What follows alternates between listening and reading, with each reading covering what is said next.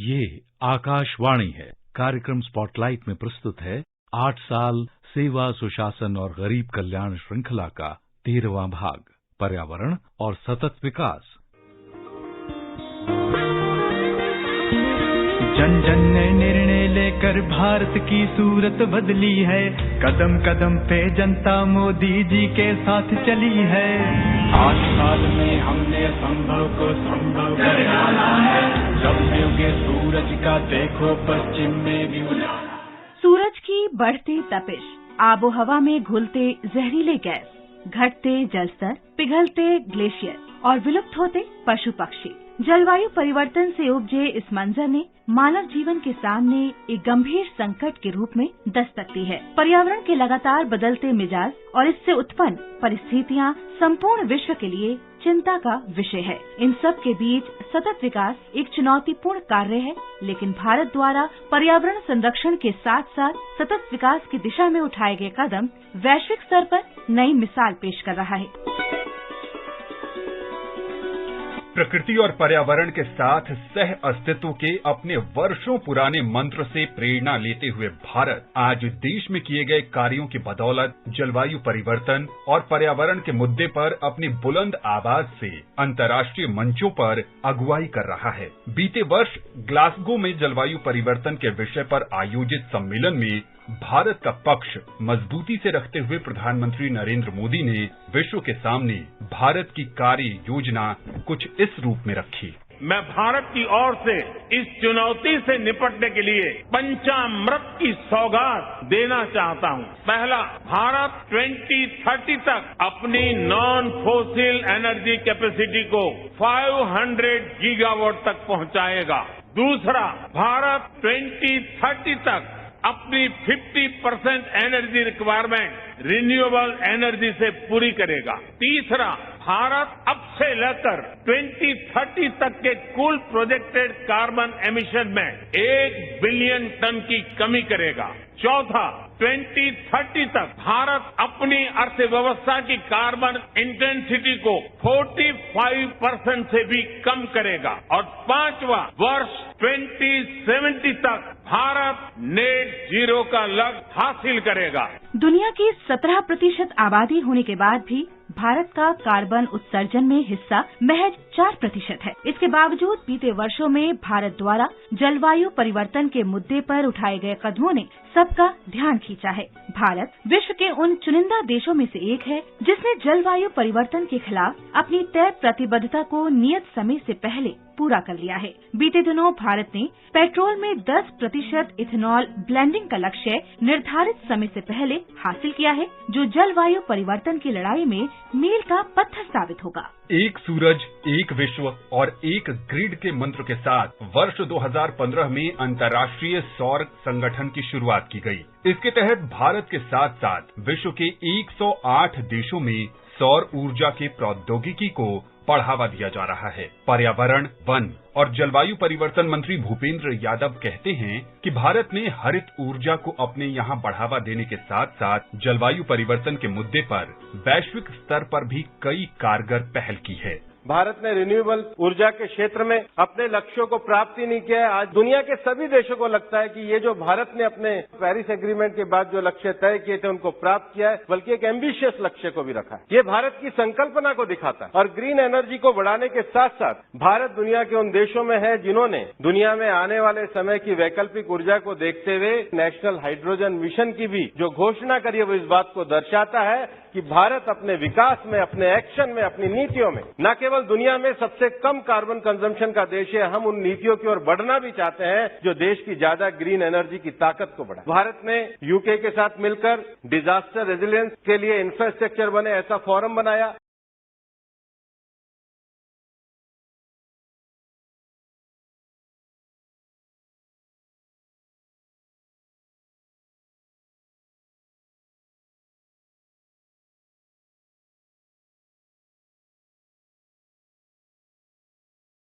नवीकरणीय ऊर्जा में भारी बढ़ोतरी से आज भारत इस क्षेत्र में विश्व का चौथा सबसे बड़ा देश बन गया है। बीते 8 सालों में देश के नवीकरणीय ऊर्जा क्षमता में 286% की वृद्धि हुई है। इस अवधि में सौर ऊर्जा क्षमता बढ़कर 46 गीगावाट हो गई है। अन्नदाताओं को ऊर्जादाता बनाने के लक्ष्य के साथ पीएम कुसुम यानी प्रधानमंत्री किसान ऊर्जा सुरक्षा एवं उत्थान योजना की शुरुआत की गयी। सौर के माध्यम से 35 लाख से अधिक किसानों को ऊर्जा पहुंचाने के उद्देश्य से इस योजना के अंतर्गत सौर पंप लगाने के लिए सरकार किसानों को 50% तक की वित्तीय सहायता दे रही है। ऊर्जा एवं संसाधन संस्थान टेरी में सीनियर फेलो अजय शंकर इस योजना के लाभ को बताते हुए कहते हैं कि इससे किसानों की आय दोगुनी करने में मदद मिलेगी।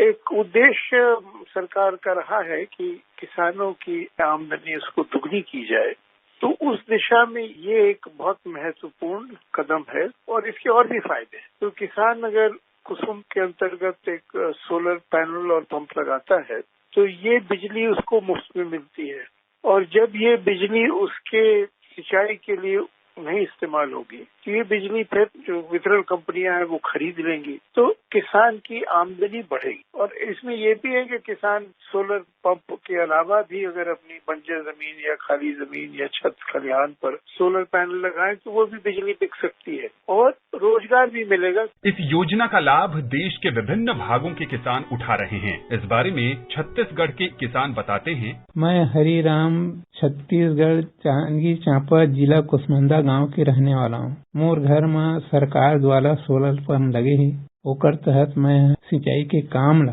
सब्जी पानी के उपयोग करता मैं। से मोला सरकार द्वारा बहुत फायदा मिले है। मोर घर में बिजली नहीं लगे है, ओकर से तक मैं सिंचाई के काम ला सोलर पंप द्वारा मैं कर लेता हूँ। मैं पुरुषोत्तम शर्मा चांपा के रहवैया हूँ। क्रीड़ा विभाग से मोला पता चलिस कि सोलर पंप के माध्यम से जे स्थान पर बिजली नहीं है वहाँ हम बिना बिजली के सिंचाई खेती कर सकत हन। मोला तो शुरू में बहुत कठिन लगिस, लेकिन केंद्र सरकार के योजना में सोलर पंप जो पूरा पंप के सेटअप है तेकर कीमत हर 5 लाख के आसपास होत रहिस। जब वहाँ के विभाग के अधिकारी मन जोड़ घटाव करके बताइन तो वो पूरा पंप के सेटअप फिट करके मोला मात्र 28,000 रुपया पड़िस। 1 हफ्ता के भीतर में मोर खेत में पंप लग गए और पानी निकल गए। 7 एकड़ के वो खेती है, उमा पानी के माध्यम से 24 घंटा पानी निकलत रहते और बहुत अच्छा उमा हमन अभी खेती करत हन। साग सब्जी भी लगते, गेहूँ भी चना भी। सरकार द्वारा ग्रीन हाइड्रोजन ईंधन को बढ़ावा देने के लिए राष्ट्रीय हाइड्रोजन मिशन की शुरुआत की गई। इसके तहत वर्ष 2030 तक 5 मिलियन टन ग्रीन हाइड्रोजन ईंधन के उत्पादन का लक्ष्य रखा गया। इलेक्ट्रॉनिक वाहनों को दिए जा रहे प्रोत्साहन का ही नतीजा है कि इस वर्ष मार्च महीने तक देश में 11 लाख इलेक्ट्रिक वाहन का पंजीकरण हो चुका है। बैटरी स्वैपिंग पॉलिसी के माध्यम से देश में 4,500 चार्जिंग स्टेशन लगाने को मंजूरी दी गई। लोगों को सस्ते एलईडी बल्ब उपलब्ध कराने के उद्देश्य से उजाला योजना ने करोड़ों घरों को रोशन करने के साथ साथ ऊर्जा बचत में बड़ी भूमिका निभाई है। इससे भारत में प्रति वर्ष 3 crore 86 lakh ton carbon dioxide उत्सर्जन कम करने में मदद मिली है। आज भारत दुनिया में एलईडी बल्ब का सबसे बड़ा बाजार है। इस योजना के लाभार्थी ने इस बारे में बताया।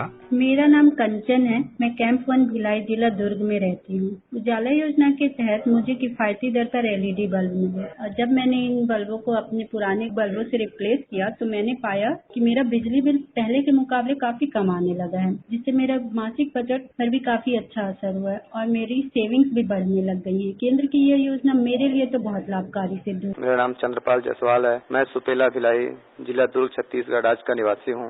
उजाला योजना के तहत मैंने कम कीमत पर एलईडी बल्ब लिए और जब उन्हें अपने घर में इस्तेमाल करना शुरू किया तब मैंने महसूस किया कि मेरे यहाँ की बिजली की खपत कम हो गई है। देश में जल और नदियों के संरक्षण के लिए कई कारगर कदम उठाए गए हैं। गंगा को निर्मल और अविरल करने के लक्ष्य के साथ नमामि गंगे मिशन की शुरुआत एक अनूठी पहल है।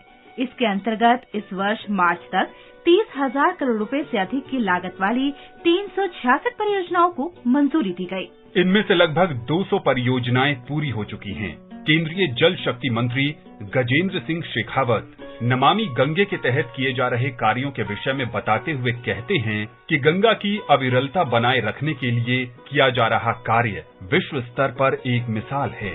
अब तक लगभग 30,000 करोड़ की लागत से न केवल गंगा की मुख्य धारा अपितु उसकी सारी सहायक नदियों पर भी हमने sewage treatment plant, industrial effluent treatment plant और उसके अतिरिक्त जो है घाटों का निर्माण, घाटों की सफाई, बायोडायवर्सिटी को वापस रिजुविनेट करना, गंगा के किनारे के वेटलैंड्स का संरक्षण करना, सहायक नदियों को आपूर्ति करने वाले सारे स्प्रिंग्स के ऊपर काम करना, कैचमेंट एरिया ट्रीटमेंट करना, एक पूरा होलिस्टिक प्लान बना करके गंगा की अविरलता और निर्मलता के लिए काम किया। गंगा आए कहाँ से, गंगा जाए कहाँ रे, लहरा पानी में जैसे धूप छाँव। इसी तरह सरकार के प्रयासों का नतीजा है कि देश के वन क्षेत्रों में लगातार वृद्धि हो रही है। आज भारत में 2019 के मुकाबले 2021 में वन क्षेत्रों में 2261 वर्ग किलोमीटर की वृद्धि हुई है। झारखंड में लेडी टार्जन नाम से मशहूर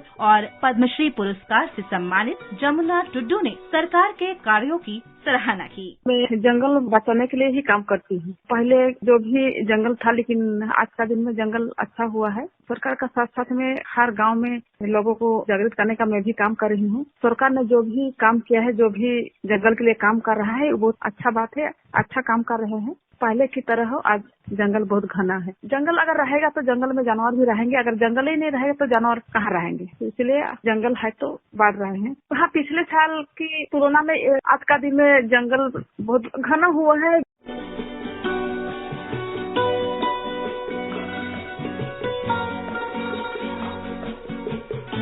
वन्य जीवों के संरक्षण के लिए उठाए गए कारगर कदमों के कारण आज देश में बाघों की संख्या में बढ़ोतरी हुई है। भारत ने तय समय से पहले ही बाघों की संख्या को दोगुना करने का लक्ष्य हासिल कर लिया है। वर्ष 2014 से 2019 तक एक सींग वाले गैंडे की संख्या में 15% की वृद्धि दर्ज की गई। इसी तरह हाथियों की संख्या में भी बढ़ोतरी हुई है।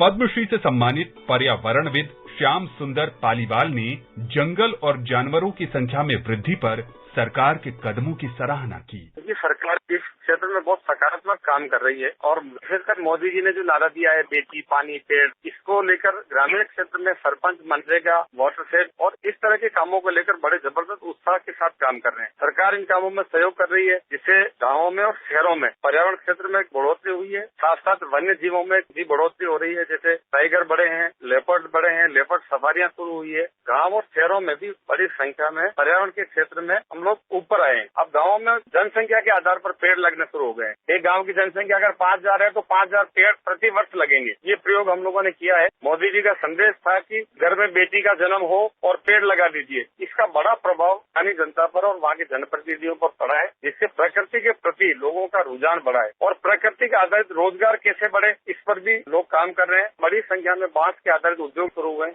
पर्यावरण अनुकूल विकास सरकार के कदमों और नीतिपरक बदलावों में दिखता है। बीते 8 सालों में जल, जंगल और जमीन के लिए सरकार की प्रतिबद्धता नई उम्मीद जगाती है। मशहूर शायर राहत इंदौरी का एक शेर है, शहर क्या देखें कि हर मंजर में जाले पड़ गए, ऐसी गर्मी है कि पीले फूल काले पड़ गए।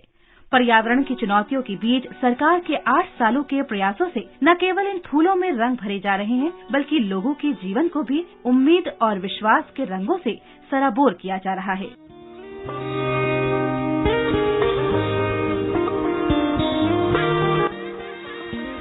जन जन ने निर्णय लेकर भारत की सूरत बदली है।